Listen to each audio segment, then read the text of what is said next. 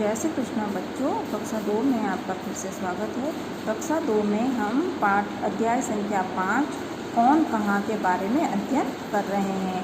कौन कहाँ मतलब कौन कहाँ बैठा है, कौन किसके बीच में है, कौन किसके पीछे है, कौन किसके आगे है, कौन किसके पास में है और कौन किसके बीच में है। ठीक है, इन प्रश्नों के हल हम आज करेंगे। तो आइए एक चित्र दिखाई दे रहा है हमें। उस चित्र में हम देखते हैं कि कौन किसके पास है, कौन किसके आगे है, कौन किसके पीछे है, कौन किसके बीच में बैठा है। ठीक है, हमें एक चित्र दिखाई दे रहा है। चित्र में सबसे पहले ये फलों का चार्ट दिखाई दे रहा है, हमें दिखाई दे रहा है ना बच्चों आप लोगों को ये फलों का चार्ट। उसके बाद में एक अध्यापिका जी खड़ी हैं जो बच्चों को अध्ययन करवा रही है, पढ़ा रही है। फिर एक बोर्ड है, बोर्ड पे हमें कुछ आकृतियाँ दिखाई दे रही है ना, त्रिभुज की, वृत्त की, आयत की। 2 लिखा हुआ है, 11 लिखा हुआ है। ये मछली सा चित्र दिखाई दे रहा है। फिर एक कुर्सी है, कुर्सी के सामने क्या है, टेबल है। टेबल के ऊपर क्या है, किताब है या पुस्तक है। फिर इधर के साइड में देख लो, ये क्या है, अलमारी है। अलमारी में बच्चों के टिफ़िन, बोतल्स, बुक्स ये रख रखी है, किताबें वगैरह रख रखी है। उसके बाद में अध्यापिका जी के पास में कौशल है। कौशल के पास में कौन है, कबीर है। कबीर के पास कौशल, कौशल के पास में कौन है, कबीर। कबीर के सामने सोहन है, कौशल के सामने राम है। राम के पास में सोहन है, सोहन के पास में राम बैठा है। ठीक है, फिर है सुशीला।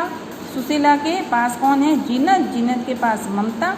ममता के पास में राधा। राधा के पास में है सीता। सीता के सामने कौन बैठी है, जीनत। और राधा के सामने कौन बैठी है, सुशीला। सीता के सामने है जीनत, ममता। ममता के सामने कौन है, सीता।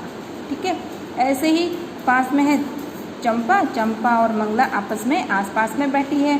और इधर सरिता और कमला पास में बैठे हैं। कमला के सामने है चंपा और मंगला के सामने है सरिता।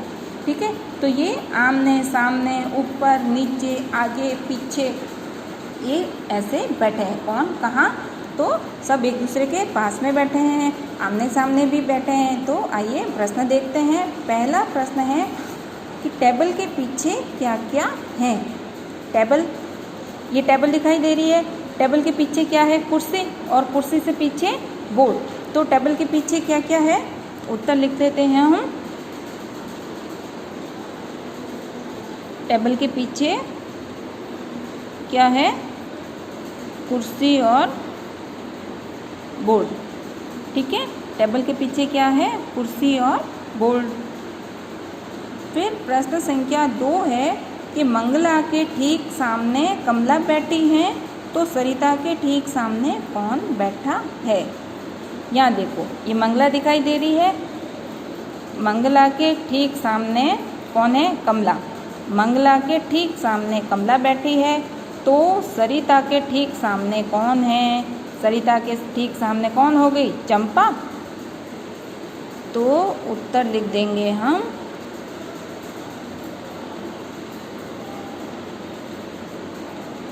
चंपा।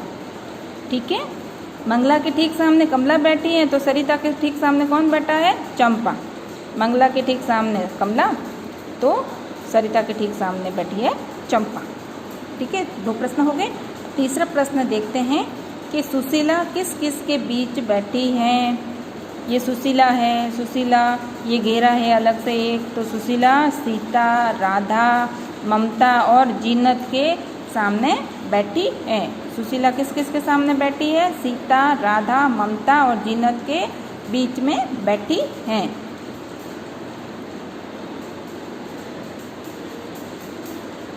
तो सुशीला सीता, राधा,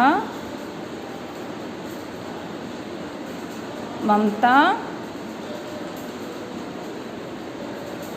और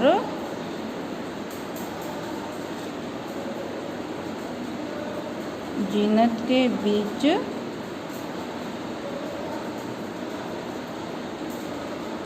बैठी हैं।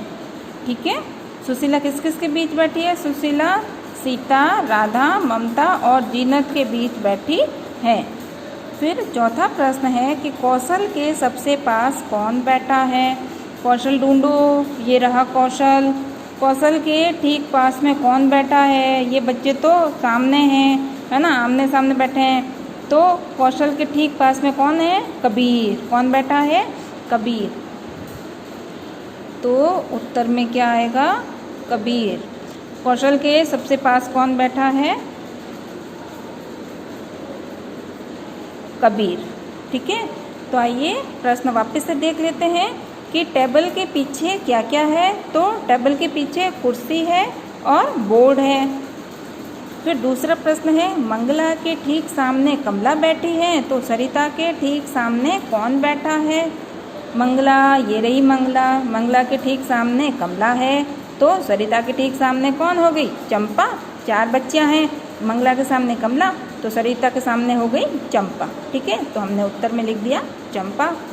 ऐसे ही तीसरा प्रश्न है कि सुशीला किस किस के बीच बैठी है।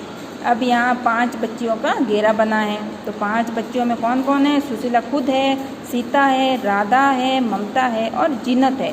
तो सुशीला किन किन बच्चियों के बीच में बैठी है? सीता, राधा, ममता और जीनत के बीच में बैठी है। फिर चौथा प्रश्न है, कौशल के सबसे पास कौन बैठा है? कौशल ढूंढो, ये रहा कौशल। कौशल के ठीक सामने, ठीक पास में कौन बैठा है? कबीर। तो कौशल के ठीक सामने कौन बैठा है? कबीर बैठा है। ठीक है, तो इन प्रश्नोत्तर को आपको सुंदर राइटिंग में कॉपी में लिखना है और याद भी करना है।